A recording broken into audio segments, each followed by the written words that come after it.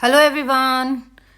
हमारा चल रहा था डिजास्टर मैनेजमेंट यानी कि जो आपका आपदा प्रबंधन है सीटी मेंस के लिए। तो उसमें हमने कल किया था आपदा प्रबंधन में उपयोग होने वाली टेक्निक्स कौन सी हैं, जिसमें हमने जीआईएस कर लिया था, रिमोट सेंसिंग कर लिया था, सिस्मोग्राफ कर लिया था और डॉपलर मैंने आपको समझा दिया था कि डॉपलर रडार क्या है। अगर आप कहोगे तो मैं डॉपलर रडार को आपको एक्सप्लेन करके भी दे दूंगी।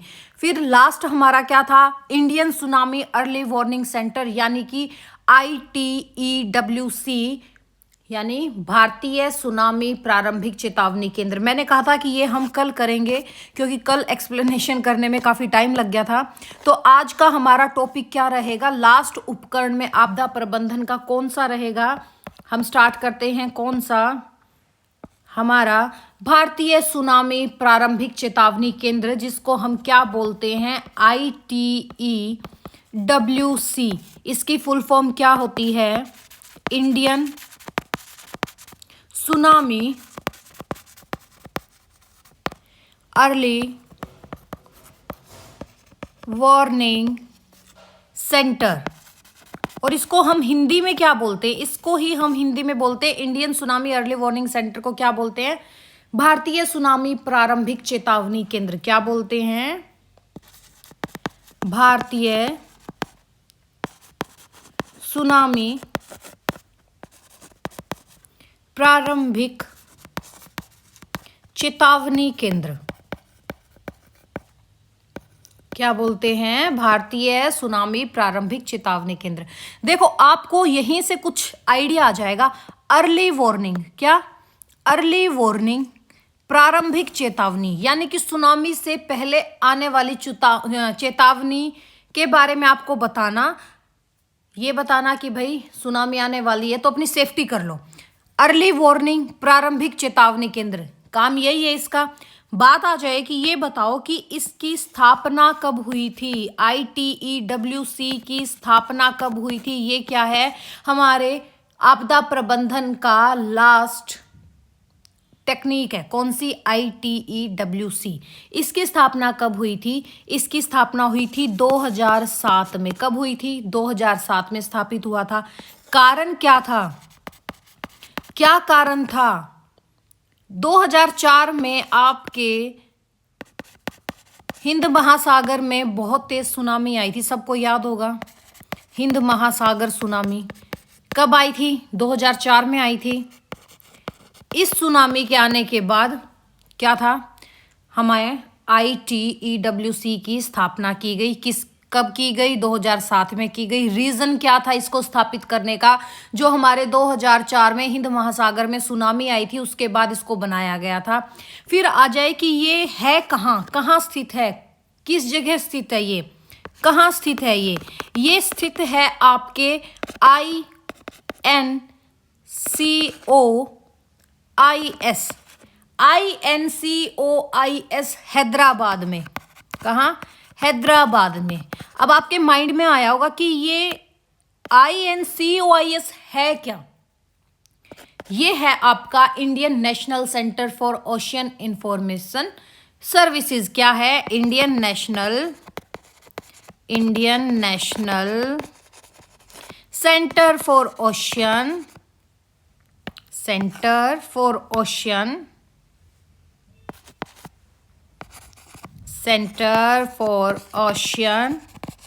इंफॉर्मेशन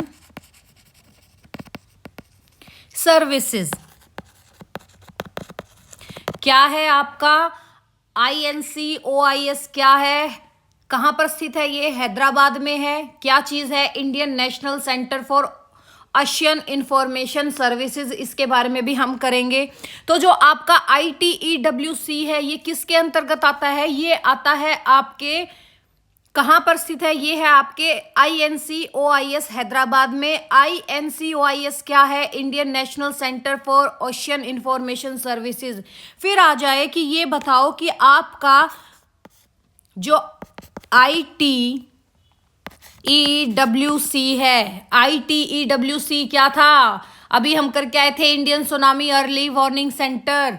ये किसके अंतर्गत आता है, ये किसके अंतर्गत कार्य करता है, किसके अंतर्गत कार्य करता है, ये क्वेश्चन आ जाए कि ये किसके अंतर्गत आता है, किसके अंतर्गत आता है, तो हम कह देंगे ये किसके अंतर्गत आता है, ये आता है आपका MES के, यानी कि मिनिस्ट्री ऑफ अर्थ साइंसेज, पृथ्वी विज्ञान मंत्रालय के अंतर्गत आता है। किसके अंतर्गत आता है आपका ये, ministry of earth sciences, ministry of earth sciences के अंतर्गत ये आता है। कौन से मंत्रालय के अंतर्गत आता है, पृथ्वी विज्ञान मंत्रालय के ये अंतर्गत आता है, ministry of earth sciences.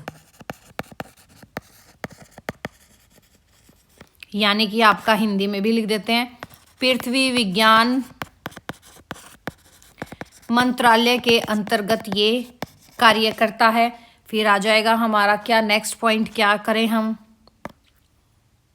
Page add कर लेते हैं पहले। तो देखो ये कह दे कि ये बताओ जो ये आपका Indian tsunami early warning centre है, ये क्या कार्य करता है, क्या कार्य करता है ये। अगर बात आ जाए इसके कार्य की कि क्या कार्य करता है, तो हम कह देंगे क्या, कि सुनामी की प्रारंभिक चेतावनी देता है। क्या कार्य करता है, सुनामी की प्रारंभिक चेतावनी देता है। क्या कार्य करता है, सुनामी की प्रारंभिक चेतावनी देना, इसका कार्य है। सेकंड इसका क्या कार्य है, भूकंप का पता लगाना और उसका एनालिसिस करना, भूकंप का पता लगाना,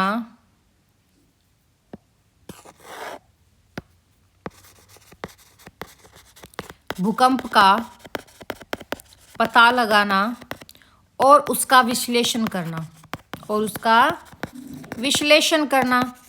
क्या करना, विश्लेषण करना। ठीक है, एक सेकंड रुकना बेटा, एक सेकंड, सिर्फ एक सेकंड के लिए।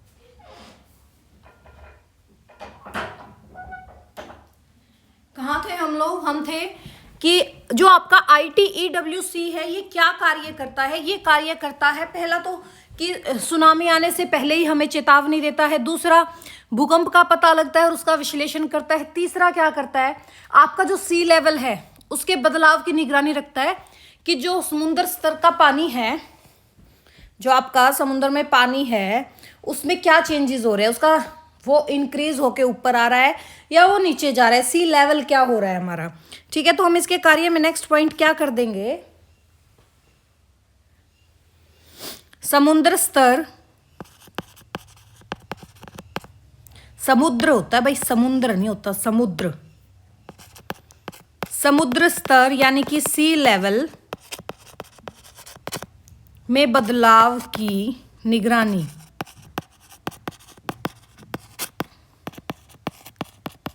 ठीक है, और क्या कार्य करता है, ये करता है डाटा को प्रोसेस करके भारत और उसकी जो नेबरिंग कंट्री है उसको ये चेतावनी भेजता है। डाटा को प्रोसेस करके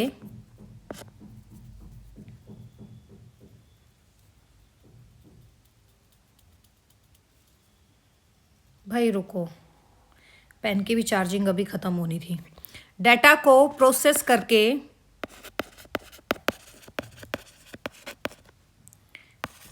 भारत व पड़ोसी देशों को चेतावनी भेजना। क्या करना, चेतावनी भेजना। डाटा को प्रोसेस करके भारत व हमारी जो नेबरिंग कंट्री है उनको चेतावनी भेजना, यानी वार्निंग भेजना। और लास्ट कार्य क्या करता है, सुनामी मॉडलिंग तैयार करता है कि कौन से तट पर कितनी ऊंचाई पर लहरें पहुंचेंगी। और क्या कार्य करता है ये, सुनामी मॉडलिंग। इसका मतलब क्या है कि कौन से तट पर कितनी ऊंचाई की लहरें जाएंगी, लहरें पहुंचेंगी जाएंगी, कुछ लिख लो। ठीक है, तो ये क्या थे आपके Indian tsunami early warning centre के कार्य थे। फिर ये आ जाए कि ये काम कैसे करता है, कैसे काम करता है। ये ना 3 सिस्टम के आधार पर कार्य करता है।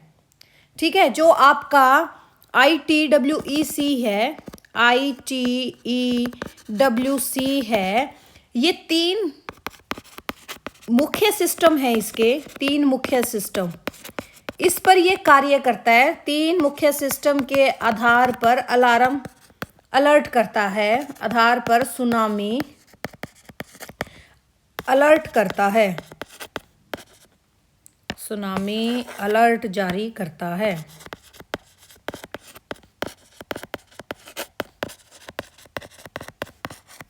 क्या आ जाएगा कि ये कैसे काम करता है। हम क्या कह देंगे कि जो आपका ITEWC है, ये 3 मुख्य सिस्टम के आधार पर सुनामी अलर्ट जारी करता है। उनमें से आपका पहला कौन सा है, पहला है सिस्मिक नेटवर्क। सिस्मिक से क्या समझ में आता है, भूकंप, सिस्मिक नेटवर्क। दूसरा क्या है, टाइड ग्यूज नेटवर्क, जिसको हम बोलते हैं, जो हमारे टाइड्स नहीं आती, ज्वार भाटा बोल देते हैं जिसको हम।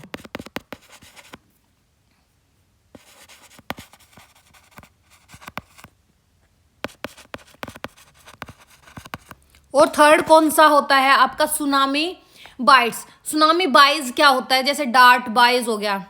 ठीक है, जो आपका समुद्र का बिल्कुल समुद्र में, गहरे समुद्र में सी के बिल्कुल नीचे कुछ सेंसर लगे होते हैं जो सुनामी लहरों की ऊर्जा को मापते हैं, उसको बोलते हैं सुनामी बाइज।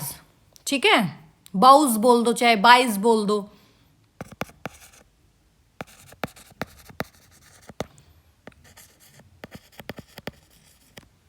या इसी को हम बोलते हैं डार्ट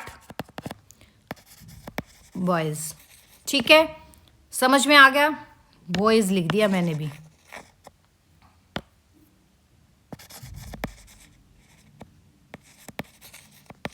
ये होता है। तो देखो आपका सिस्मिक नेटवर्क ये क्या काम करता है, समुद्र के नीचे भूकंप का पता लगाता है, समुद्र के नीचे भूकंप का पता लगाता है।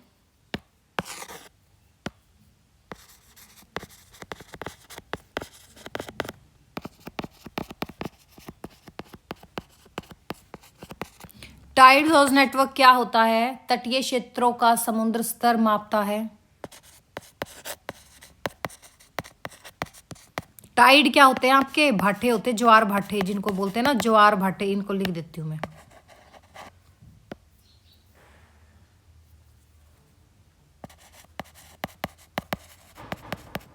ठीक है, तटीय क्षेत्र का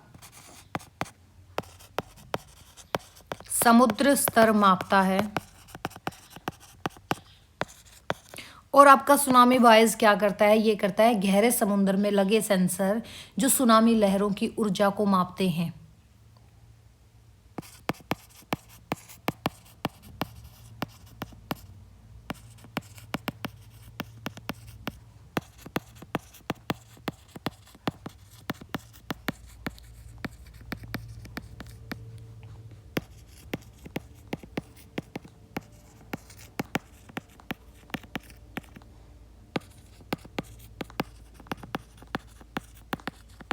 आप में से कुछ ये कहोगे कि मैम आप बहुत डिटेल में करवा रहे हो।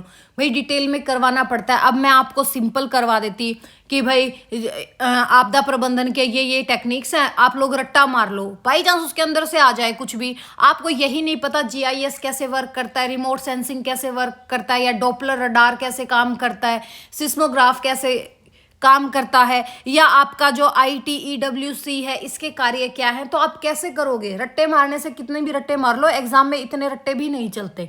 ठीक है, कुछ क्वेश्चंस बहुत अंडरस्टैंडिंग से करने पड़ते हैं। तो आपका जो ITWC के क्या करता है, ये 3 मुख्य सिस्टम के आधार पर सुनामी अलर्ट जारी करता है। किस पे, सिस्मिक नेटवर्क पे, टाइड ग्योज नेटवर्क पे और सुनामी बॉयज पे। ये तीनों डाटा से कुछ ही मिनट में चेतावनी जारी कर दी जाती है। ठीक है, जैसे ये डाटा इनको मिलता है तभी ये क्या कर देंगे, वार्निंग को जारी कर देते हैं। जैसे अगर हम इसकी विशेषता की बात कर दें कि इसकी विशेषता क्या है। ITEWC का यानी कि जो आपका Indian tsunami early warning centre है, ये भारत का खुद का वार्निंग सेंटर है। इसके बारे में भी लिख लो, विशेषताएं भी लिख लो, ठीक है। इसकी विशेषताएं क्या हैं? इसकी विशेषताओं में आप क्या कह दोगे कि ये भारत का खुद का सुनामी सेंटर है, सुनामी वार्निंग सेंटर है, ठीक है। यह क्या कार्य करता है? सेकंड विशेषता में आप क्या करोगे कि हमारा भारत यानी कि इंडिया, श्रीलंका, आपका मालदीव और थाईलैंड,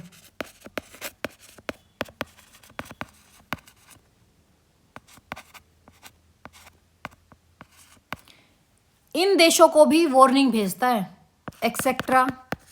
इन देशों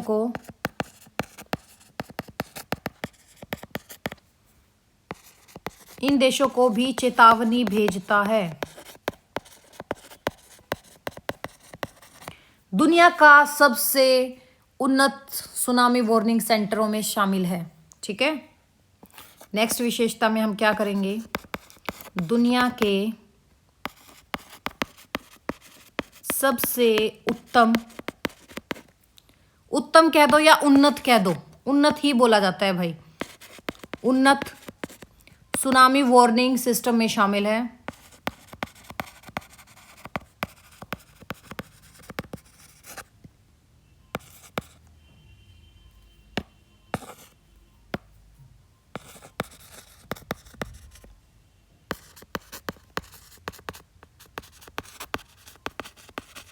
और क्या करता है ये? 24/7 काम करता है। 24/7 का मतलब क्या होता है? 24 घंटे 7 दिन काम करता है, कोई छुट्टी नहीं होती इसमें। 24/7 ये काम करता है, ठीक है। आपसे एग्जामिनर क्या पूछ सकता है? आपसे एग्जामिनर पूछ सकता है कि ये बताओ ITEWC क्या है? हम कह देंगे Indian tsunami early warning centre है। आ जाए इसकी भाई ये बताओ इसकी स्थापना कब हुई थी? हम कह देंगे भाई इसकी स्थापना हुई थी 2007 में। फिर पूछ लेगा किस जगह पे स्थापना हुई थी? हम क्या कह देंगे? INCOIS हैदराबाद में हुई थी। और INCOIS की डेफिनेशन हम करके आ चुके हैं। ये कह देगा कि ये बताओ ये किस मंत्रालय क्या बोलते हैं, किस मंत्रालय के अंडर काम करता है? तो किस मंत्रालय के अंडर काम करता है ये? मिनिस्ट्री ऑफ अर्थ साइंसेज यानी कि आपका पृथ्वी विज्ञान मंत्रालय के अंतर्गत ये काम करता है। इसका काम क्या है? क्या काम करता है ये? हम कह देंगे सुनामी की प्रारंभिक चेतावनी देता है भाई। क्या कह देंगे? सुनामी की प्रारंभिक चेतावनी देता है। तो हमारे जितने भी टेक्निक्स हैं वो हम कंप्लीट कर चुके हैं, बहुत डिटेल में कर चुके हैं। और मैं गारंटीड हूँ कोई तुमको यूट्यूब पे इतनी डिटेल में करवा देना ये चीज़ पहले मेरे तो वैसे भी मैं तो अभी नई हूँ, कोई एडवर्टाइजमेंट कुछ नहीं होती मेरी, ठीक है। जिसको पढ़ना है पढ़ो, जिसको नहीं पढ़ना ना पढ़ो पर इतनी डिटेल में कोई नहीं करवाता मिलेगा। अब देखो नेक्स्ट आपका क्या है? नेक्स्ट हमारा टॉपिक इसमें क्या रहेगा बेटा? नेक्स्ट हमारा टॉपिक रहेगा कि ये बताओ डिजास्टर मैनेजमेंट में जो इंटरनेशनल आपके ऑर्गेनाइजेशन है वो क्या काम कर रही है, यानी कि प्रमुख अंतर्राष्ट्रीय पहल क्या क्या है किसकी? आपके डिजास्टर मैनेजमेंट की। और हम जो जो टॉपिक आता जाएगा उसको कंप्लीट निपटाते जाएंगे। आप कंप्लीट टॉपिक निपटने के बाद और अपने कोई भी मॉक टेस्ट लगाना और उसमें आप देखना कि आपके ये काम कर रहा है या नहीं कर रहा, आपके क्वेश्चंस बने या नहीं बने। पर एक चीज़ याद रखना, डाटा रट्टे से चलता है, बट ये इतना रट्टे का नहीं है। रट्टे में सिर्फ ये आ सकता है कि ये बताओ इसकी स्थापना कब हुई थी, इसकी ये मीटिंग कब हुई थी, बाकी और सारा टोटल अंडरस्टैंडिंग है। टोटल अंडरस्टैंडिंग, सिर्फ मीनिंग पता होना चाहिए कि कहाँ क्या चीज़ इसमें यूज होती है, ठीक है। अगर अब हम बात करें किसकी, कि ये बताओ भाई अंतर्राष्ट्रीय फ्रेम में हम बात करते हैं किसकी? संघाई फ्रेमवर्क 2015 से 30 प्रमुख अंतर्राष्ट्रीय पहल में ही हमारा क्या आ गया? हमारा आ गया संघाई फ्रेमवर्क 2015-30। क्या है ये? किस चीज़ की ये अंतर्राष्ट्रीय पहल है? क्या है ये? कोई मुझे ये बता सकता है? जो आपका Sendai framework for disaster risk reduction है, इसका कंप्लीट नाम क्या होता है? संघाई फ्रेमवर्क 2015-30 तो रट्टे मारने के लिए, लेकिन इसका कंप्लीट नाम होता है, अगले ही पेज में समझा दूं, इसको भी मैं कंप्लीट डिटेल करवाती चलती हूँ। पहला फ्रेमवर्क हमारा क्या है अंतर्राष्ट्रीय पहल में? संघाई फ्रेमवर्क, ठीक है। इनको हम साथ के साथ निपटाते चलेंगे, उतना ही हमारा फायदा है। तो आपकी अंतर्राष्ट्रीय पहल में क्या आया आपका? संघाई फ्रेमवर्क 2015 से 2030 सन को याद रखना। ये इसका अगर पूरा नाम पूछ ले तो हम इसको क्या कहते हैं? इसको हम कहते हैं Sendai framework for disaster risk reduction. क्या बोलते हैं?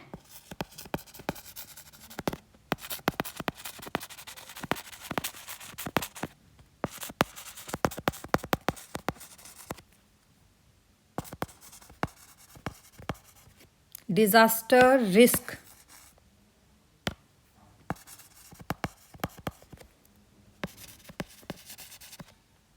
रिडक्शन, ठीक है, 2015-30।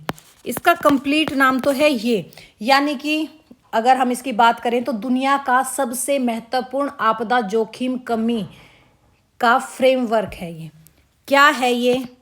दुनिया का सबसे इम्पोर्टेंट डिजास्टर जोखिम कमी का फ्रेमवर्क है, ठीक है। हम ये मैं लिख दूं ये पॉइंट भी, दुनिया का सबसे महत्वपूर्ण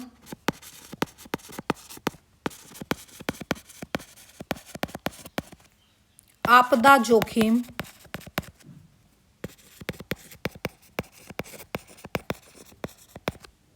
यानी कि आपका डिजास्टर रिस्क रिडक्शन, DRR क्या होता है? डिजास्टर रिस्क रिडक्शन यानी कि आपदा जोखिम कमी का फ्रेमवर्क है।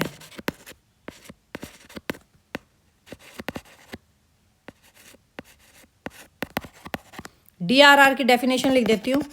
DRR stands for disaster risk reduction.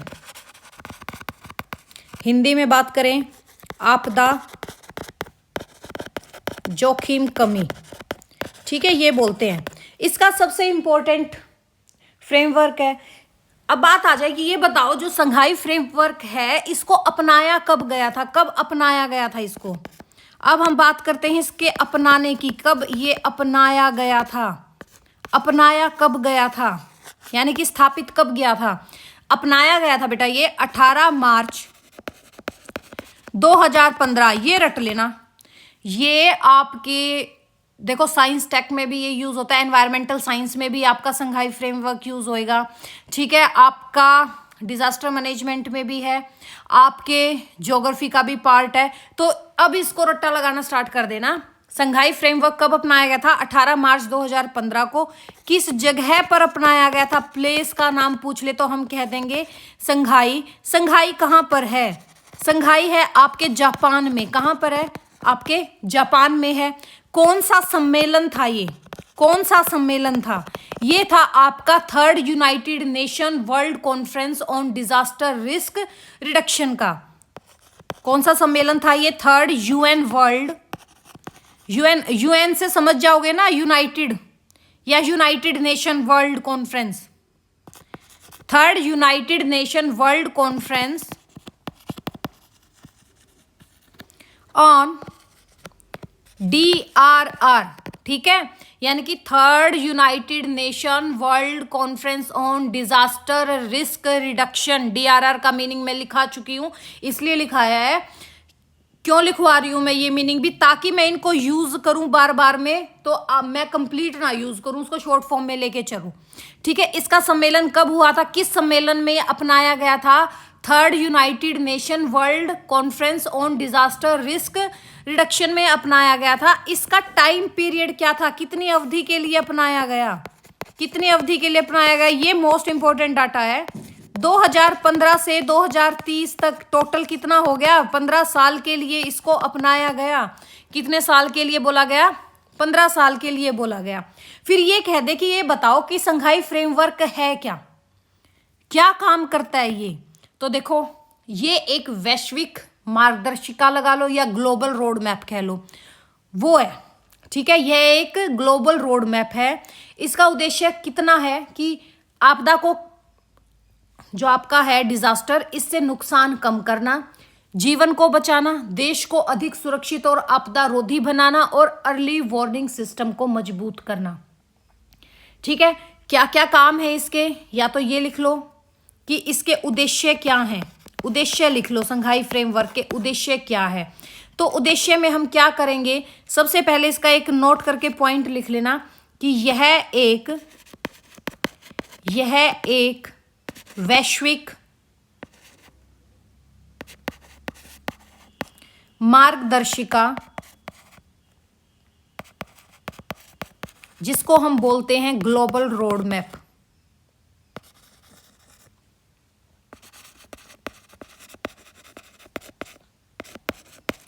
ये एक ग्लोबल रोड मैप है। इसका उद्देश्य क्या है? पहले इसका उद्देश्य करो आप कि भाई आपदा से नुकसान कम करना, यानी कि डिजास्टर से आपका भाई नुकसान कम हो, आपदा से नुकसान कम करना। फिर क्या हो? जीवन को बचाना, जीवन वैल्यूज को बचाना, जीवन बचाना कि जिससे ज्यादा नुकसान ना हो। फिर क्या है? देशों को अधिक सुरक्षित और आपदा रोधी बनाना।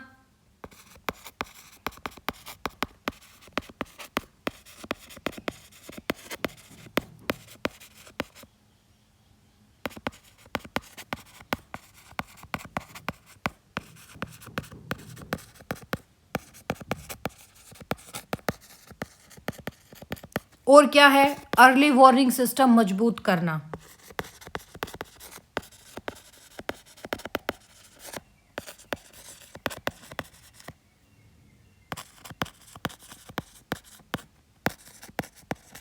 क्या क्या उद्देश्य है संघाई फ्रेमवर्क का? कि आपदा से नुकसान कम हो, जीवन को बचाया जाए, देशों को अधिक सुरक्षित और आपदा रोधी बनाना और अर्ली वार्निंग सिस्टम को मजबूत करना। इसके बारे में नोट करके एक पॉइंट लिख लो, नोट करके एक पॉइंट लिख लो इसके बारे में। क्या? कि ये जो हमारा संघाई फ्रेमवर्क है, यह जो आपका हाइगो फ्रेमवर्क आएगा, हाइगो फ्रेमवर्क आएगा, जो इससे नेक्स्ट ही करेंगे हम। जो आपका हाइगो फ्रेमवर्क आया था, ये आया था 2005 से 2015। ये हाइगो फ्रेमवर्क इससे पहले आ गया था। भाई करवाना तो मेरे को पहले हाइगो ही चाहिए था, लेकिन मैंने आपको पहले संघाई कर दिया। कोई नहीं, आगे पीछे कर लो।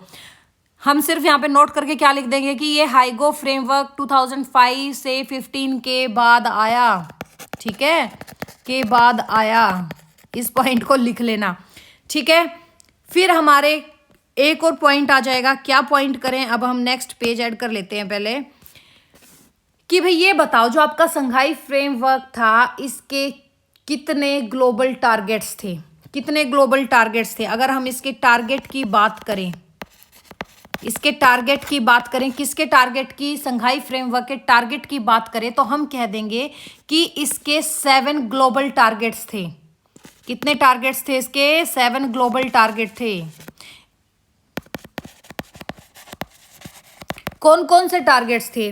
मोस्ट इंपॉर्टेंट है ये।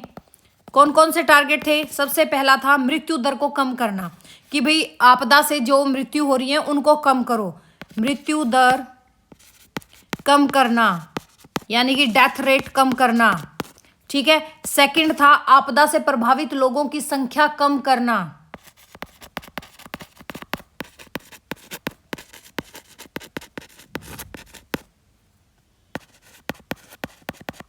आपदा से प्रभावित लोगों की संख्या कम करना। थर्ड क्या टारगेट था इसका? आर्थिक नुकसान कम हो आपदा में। आपदा में आर्थिक नुकसान कम हो।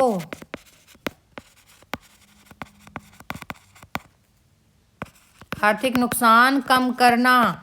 और क्या, इंफ्रास्ट्रक्चर का नुकसान कम करना। इंफ्रास्ट्रक्चर हमारे क्या होते हैं, जैसे हमारा स्कूल हो गए, कॉलेजेस हो गए, हमारे हॉस्पिटल्स हो गई, रोड हो गए, ये सब किस में आ जाता है, ये सब इंफ्रास्ट्रक्चर्स में आ जाते हैं। इंफ्रास्ट्रक्चर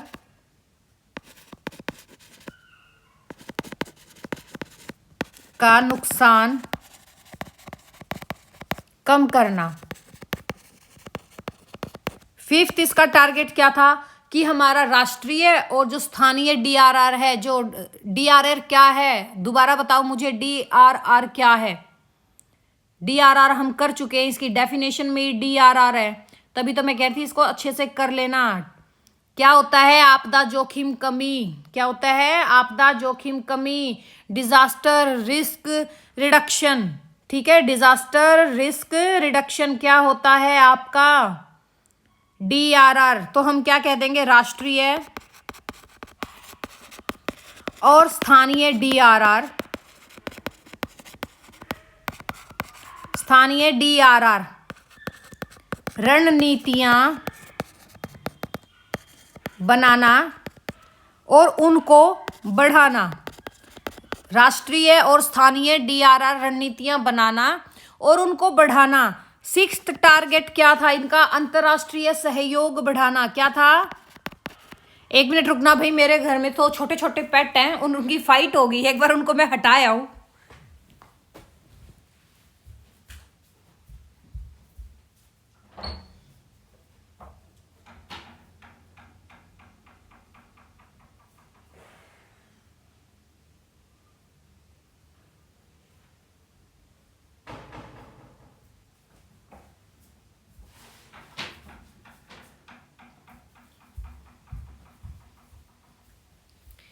क्या है हमारा नेक्स्ट टारगेट, नेक्स्ट टारगेट है हमारा अंतरराष्ट्रीय सहयोग बनाना, यानी कि इंटरनेशनल आपका जो हेल्प होती है एक दूसरे देशों को। जैसे अब श्रीलंका में बाढ़ आई तो भारत ने भी सहयोग के लिए हाथ बढ़ाया है, उनको सामान पहुंचाया, सब कुछ किया है। ठीक है, ऐसे ही जैसे मान लो हमारे पंजाब में बाढ़ आई तो अदर कंट्रीज ने भी थोड़ी बहुत हेल्प करी होगी, मुझे तो लगता है की होगी, बाकी नहीं की तो पता भी नहीं, ध्यान नहीं दिया इतना। ठीक है, लेकिन हमें इंटर रिलेशन तो पता है ना कि कौन सा देश किस कंट्री की हेल्प कर रहा है। तो क्या होता है, अंतरराष्ट्रीय सहयोग बढ़ाना।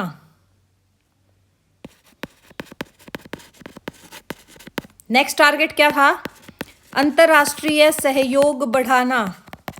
और लास्ट टारगेट क्या था इसका, लास्ट टारगेट था बेटा जो multi hazard early warning system है इसको मजबूत बनाना।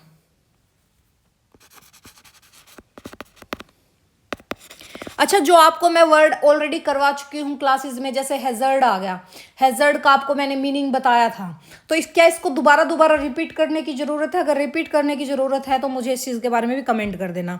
क्या होता है multi hazard early warning system को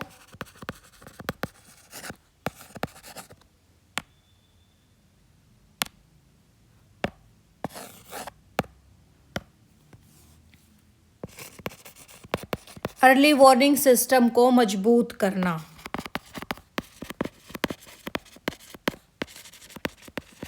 ठीक है, ये थे इसके 7 टारगेट। कौन कौन से थे? 7 टारगेट संघाई फ्रेमवर्क के, कि मृत्यु दर कम हो यानी कि डेथ रेट कम हो, डिजास्टर से जो भी प्रभावित लोग हो रहे हैं उनकी संख्या भी कम हो जाए, आर्थिक नुकसान कम हो, इंफ्रास्ट्रक्चर को कम नुकसान हो, और नेक्स्ट क्या था जो हमारा राष्ट्रीय और स्थानीय हमारा डीआरआर था उसकी रणनीतियां बढ़ाना और उनको बनाना, अंतर्राष्ट्रीय सहयोग को बढ़ाना और multi hazard early warning system को मजबूत करना। ठीक है, अगर फिर बात आ जाए तो ये बताओ कि संघाई फ्रेमवर्क के प्रायोरिटीज एरिया कौन कौन से होते हैं? ठीक है, जिसको ये प्राथमिकता देते हैं, प्राथमिक इनके क्षेत्र। तो आप हिंदी में क्या लिख सकते हैं, इसको हम लिखेंगे संघाई। संघाई तो पता है ना भाई कैसे लिखते हैं, ऐसे लिखते हैं ना संघाई। ठीक है, संघाई फ्रेमवर्क के प्राथमिक क्षेत्र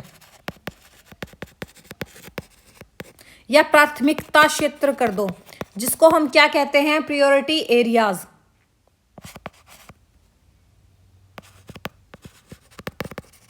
कि किन एरियाज को ये प्रायोरिटी देते हैं? ये हैं, इनके कितने हैं? 4 प्रायोरिटी एरिया होते हैं। कितने एरिया हैं? 4। इसको याद रखना, 4।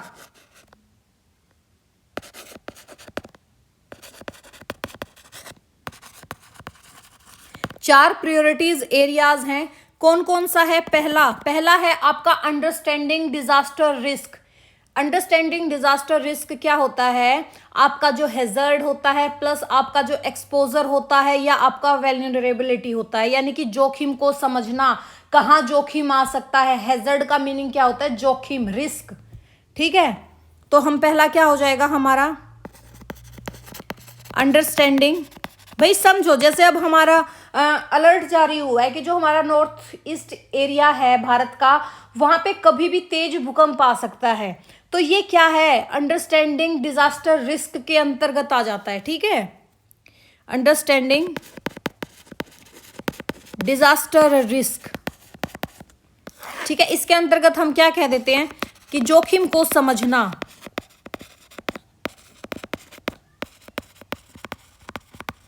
जोखिम को समझना मीन्स आपका जो हैजर्ड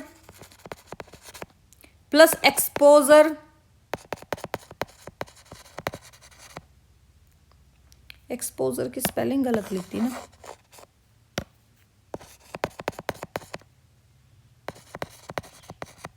एक्सपोजर प्लस आपका वेलनरेबिलिटी।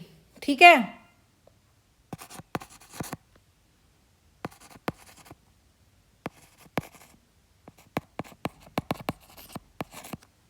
ये होता है आपका जोखिम समझना। सेकंड इनकी प्रायोरिटी एरिया में कौन सा आ जाता है? सेकंड इनका प्रायोरिटी एरिया में आ जाता है आपका स्ट्रेंथिंग, जिसको हम स्ट्रेंथ बोलते हैं ना, स्ट्रेंथिंग डिजास्टर रिस्क गवर्नेंस। इसके अंतर्गत आ जाते हैं आपके। देखो, गवर्नेंस आ गया तो कानून नीति की बात होगी। हमारे कानून, नीति, संस्थान, प्रशासन को मजबूत करना। सेकंड इनका कौन सा एरिया आ जाता है प्राथमिकता पर? Strengthening disaster risk governance.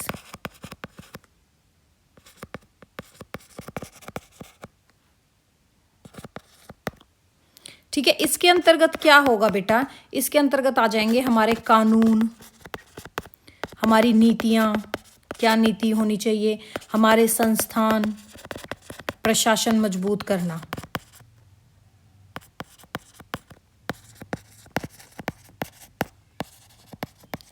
फिर अब बात आ जाए कि थर्ड बताओ। 4 थे ना, 2 तो हमने कर लिए, थर्ड बताओ इसका हमें। अब इसका थर्ड है investing in DRR for resilience.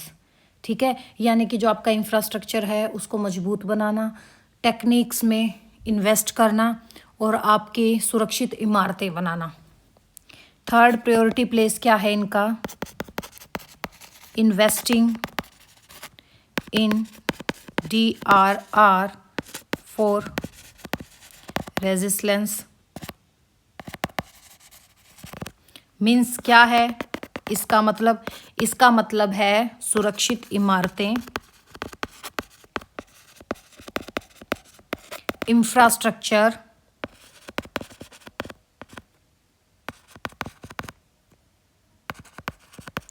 और तकनीक में निवेश करना। तकनीक में यानी कि इन्वेस्ट इन टेक्नोलॉजी, तकनीक में निवेश करना। ठीक है, इन चीज़ों को समझ जाना अच्छे से। फोर्थ इनका प्रायोरिटी एरिया कौन सा है? कि आपदा के बाद बेहतर पुनर्निर्माण करना, जो हमने किया था।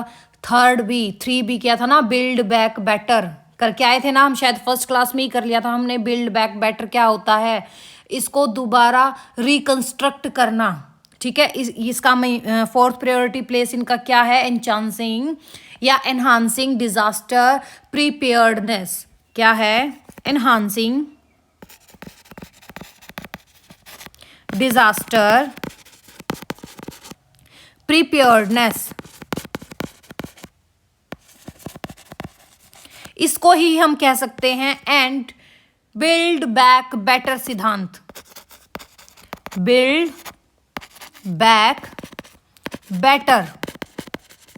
ठीक है, इसके अंतर्गत क्या था? इसके अंतर्गत था बेटा आपदा के बाद बेहतर पुनर्निर्माण करना। कि रिकंस्ट्रक्ट हम कैसे करें दोबारा, इसको भी प्रायोरिटी देनी है कि आपदा आ जाए, आपदा पे तो किसी का कोई रोक ही नहीं सकता आपदा को, तो आपदा के बाद बेहतर पुनर्निर्माण करना। ठीक है, डिजास्टर की वजह से ही आपका जोरासिक पार्क खत्म हुआ था, जो डायनासोर की प्रजातियां थी डिजास्टर की वजह से ही खत्म हुई थी। जब इतने बड़े बड़े जानवर खत्म हो सकते तो हमारी तो औकात ही क्या है। ठीक है, फिर आपका क्वेश्चन आएगा, अब एग्जामिनर आपसे क्या पूछ सकता है, एग्जामिनर आपसे ये पूछ सकता है कि जो आपका संघाई फ्रेमवर्क है ये किसके द्वारा संचालित है। तो हम कर क्या आए थे कि United nation disaster risk reduction के द्वारा संचालित है, यानी कि UNDRR के द्वारा संचालित होता है। इसके 4 प्रायोरिटीज एरिया है और 7 इसके टारगेट्स हैं। बिल्ड बैक बेटर का सिद्धांत सबसे महत्वपूर्ण है इसके लिए, और सभी देशों पे ये लागू होता है। सभी देश मतलब जो आपकी डेवलप्ड कंट्री है या जो डेवलपिंग कंट्री हैं, और ये 15 साल का कॉन्ट्रैक्ट था, यानी कि 15 साल ये अपना काम करेगा। ठीक है, ये क्या था आपका संघाई फ्रेमवर्क था। क्या है संघाई फ्रेमवर्क, दोबारा सुन लो, संघाई फ्रेमवर्क 2015 से 30 तक का है।